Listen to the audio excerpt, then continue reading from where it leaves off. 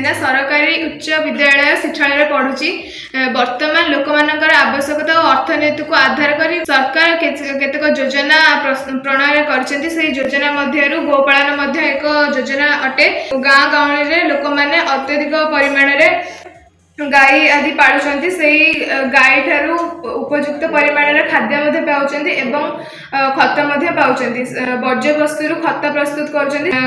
खत प्रस्तुत करने द्वारा गछ बढ़ुची एवं जमीर उर्वरता वृद्धि पाउची एवं गाई देउथिबा क्षीरजात पदार्थ आदि को नहीं बजार घाट में बिक्री कर अर्थ उत्पादन कर एवं वर्ज्य वस्तु गोबर गैस से गैस को व्यवहार कर लोक मैंने जाळेनी रूपे व्यवहार कर गाँ गाँव लोक मैंने अत्यधिक परिमाण में गाय पालन करुछन्ती एवं अर्थ उत्पादन कर लोक मानकर उन्नति होउची एवं गाँ गाँव में उन्नति हेले देशर उन्नति हो पार।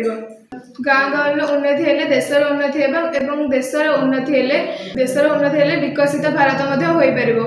मु आशा करुच्ची मोर ये प्रोजेक्ट विकसित भारत गठन विशेष सहायक होगा।